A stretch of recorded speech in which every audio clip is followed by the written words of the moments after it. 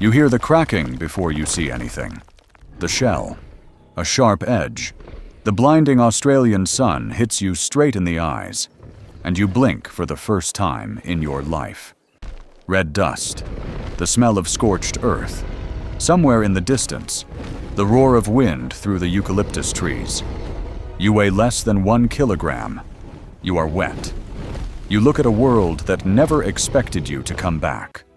72 million years. And now you are here again. Carnotaurus, Northern Territory, Australia. 45 degrees Celsius in the shade. Welcome home. There are 3 of you in the nest. The first one is you. Small, fast, with eyes the size of a coin. You hatched first, and that means you already owe this world something. The second one is Dust. You notice him immediately.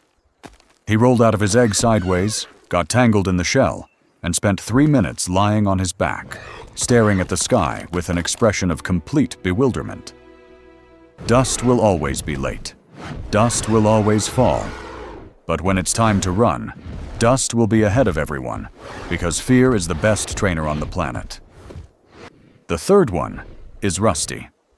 She has no official name, but the orange mark above her left eye makes her recognizable from 100 meters away.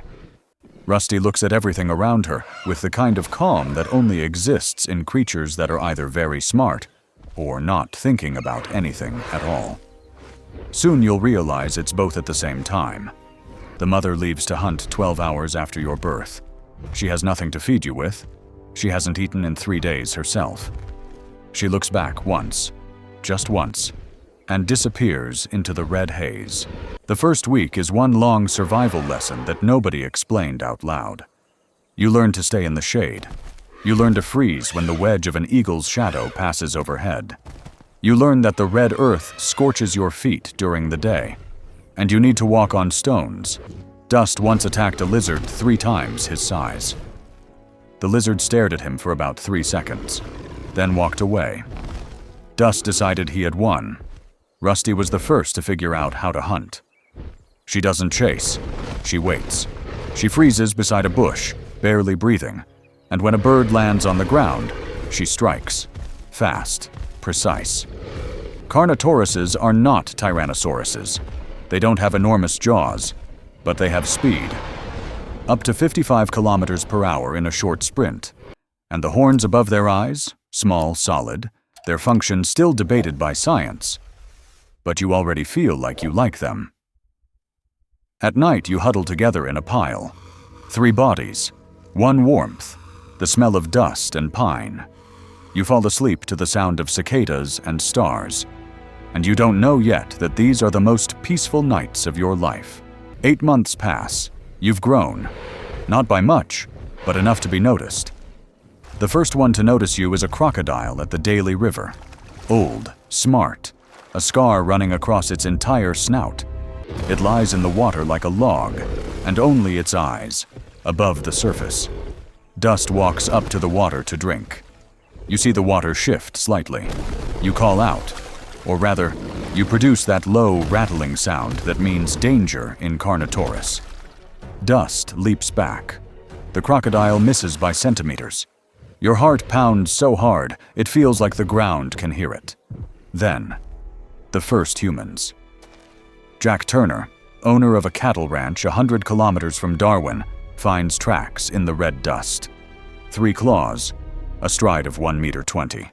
He photographs them, posts them online with the caption, "Whose dog is this, and why is it so big?" 3 days later, people in uniforms show up at his door, then people with cameras, then just people with nowhere else to be. The Northern Territory starts getting nervous. Rusty is gone. You didn't see it happen. You only found the tracks, a struggle, red dust, and silence where something alive used to be. The crocodile, the same one. You know it, because you feel it, and something shifts inside you. Carnotauruses are not pack hunters. They are solitary. But there is you, and Dust. Dust, who still sometimes falls on flat ground. Dust, who always smells water first. Dust, who is the only creature in the world that can look at you with an expression like life, constantly surprises him. You walk to the river together. The crocodile is there. It sees you.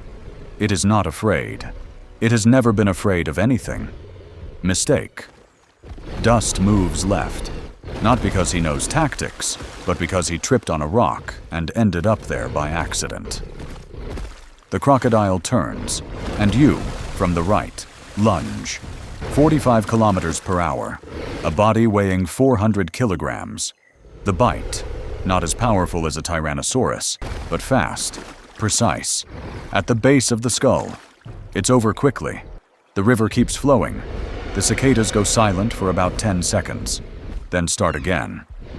You stand over the water, breathing. Red dust settles on your snout. Somewhere beyond the horizon, a cockatoo screams. 3 years pass. You are an adult Carnotaurus, 8 meters long, almost a ton in weight. Your horns have darkened. One scar, across the left shoulder, a memory of the wire fence at Turner's Ranch. Dust lives 2 kilometers away. You sometimes meet at the same creek. You look at each other, then go your separate ways. It is the closest thing to friendship that your nature allows. At night you lie down on the red earth, still warm from the day. The stars above the Northern Territory are so bright, it feels like you could reach out and touch them. Far away, the lights of Darwin, helicopters, people trying to figure out how to live alongside something that was never supposed to exist. You close your eyes. 3 kilometers away, in a nest, the crack of a shell.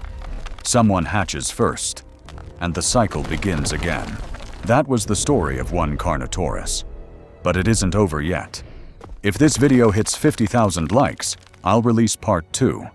A fully grown Carnotaurus versus a rescue team. A night hunt.